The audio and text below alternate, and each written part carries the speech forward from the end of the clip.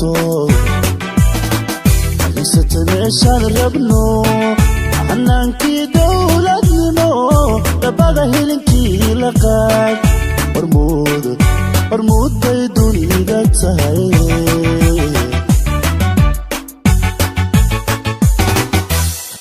وحاهر قلبو قمعا حرات كورتها بقى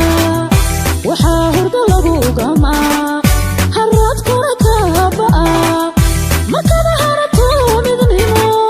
كل صاري قايساتو عدالة نلقو هدي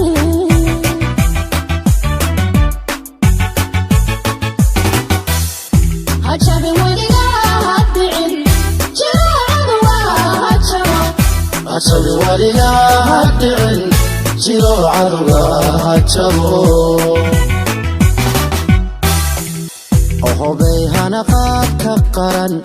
هدير وحلو صعدا ههلينكي يقون سيديو إلى الاعتراف الليل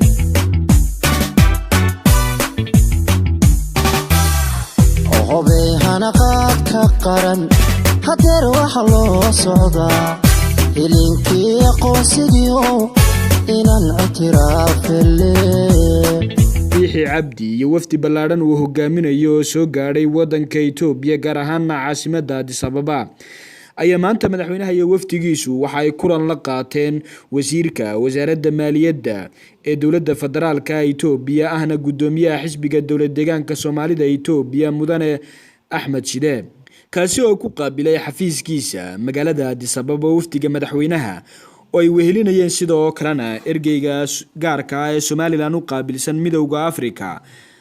Cabdilaahi Maxamed Ducaale iyo xubnaha wafdiga ee hore ula socday madaxweynaha Soomaaliland oo ay kamid ahaayeen wasiirada wasaaradaha arrimaha dibadda caafimaadka maaliyadda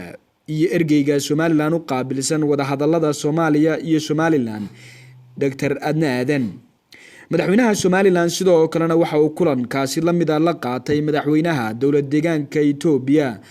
mudane Mustafa Maxamed Umar Mustafa Cagjar oo isaguna si weyn ugu soo dhaweeyay madaxweynaha iyo wafdigiisa caasimadda Itoobiya ee Addis Ababa